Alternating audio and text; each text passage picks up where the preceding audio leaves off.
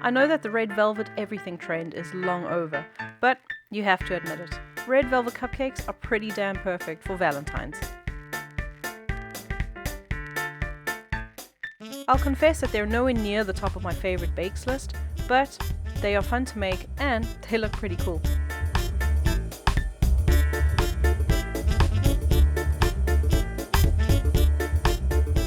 So, let's get baking.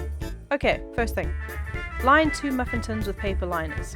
If you're using larger muffin papers like these, you'll get 18 cupcakes. But if you have slightly smaller cupcake papers, you'll get between 20 and 22 depending. Then preheat your oven to 180 degrees Celsius, and that's 160 degrees Celsius for a fan oven. Next up, we're going to pre-combine some of the ingredients. So, add 1 teaspoon of baking powder to 315 grams of plain flour, and give it a quick whisk just to mix through. Add 1 teaspoon of vanilla to 250 ml of room temperature buttermilk, and then add the 2 bottles, and that's 50 ml, of red liquid food coloring to the 2 tablespoons of cocoa powder, and then mix it until it forms a thin paste. And yes, it really does need this much coloring. Some people use gel or paste food coloring, but this recipe is actually adapted from one of my favorite American bloggers, and as it's been handed down through the family, I'm going to take her word for it that this is what goes into a red velvet. Actually, it has quite a complex history that involves beetroot, but I won't get into that right now. Right, next up.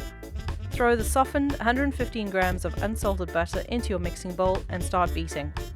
Then add in 300 grams of white sugar and half a teaspoon of salt and keep beating until it's nicely creamed.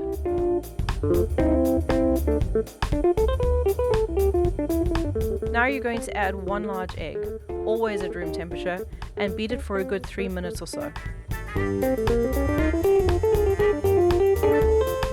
Then add the second egg and keep beating until the mixture is pale and kinda looks like it has the texture similar to a mousse dessert. Pour in our lovely red mixture and mix, just until the color is all uniform.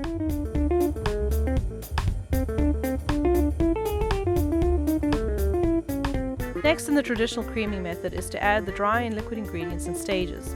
So, start off with about 1/3 of the flour and mix just until combined. Then pour in half of the buttermilk and mix. Again, just until combined. Now add in half of the remaining dry, and you've guessed it, mix just until combined. You don't want to overmix your batter, otherwise you'll end up with a not so delicate sponge. It'll be more the texture of, I don't know, banana bread or something. In goes the last of the liquid, and finally, the last of the dry. The last step, which I think is quite unique to red velvet cake, is to mix 1 teaspoon of any type of white vinegar with 1 teaspoon of baking soda. Then add that to the batter and mix in. You're going to divide the batter evenly between the cupcake liners, and they should be about 2/3 full.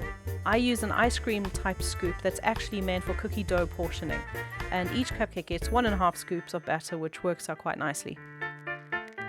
All the case is filled, pop both trays in the oven and bake for 18 to 22 minutes. Mine are normally done in 20 minutes, but this depends on your oven and the size of the cupcake papers you're using. You can check that they're done by sticking a toothpick into the center of the middle cupcake. If it comes out clean, they're ready. Leave them to cool for about 5 minutes and then remove them from the trays and leave to cool completely before frosting.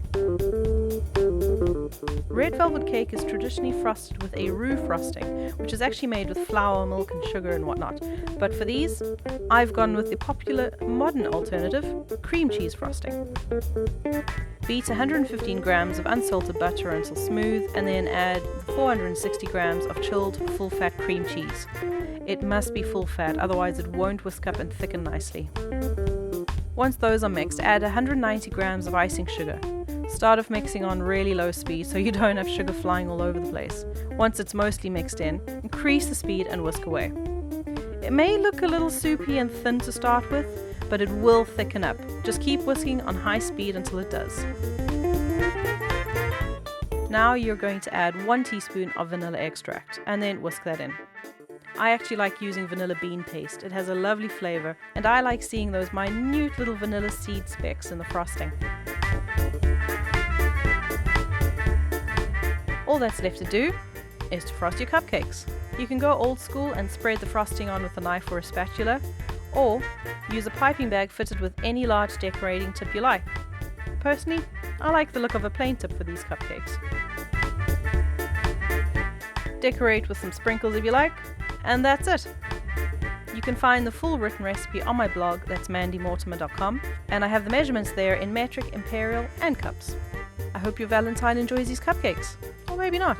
Maybe you decide to keep these cupcakes for yourself. Don't worry, I do not judge.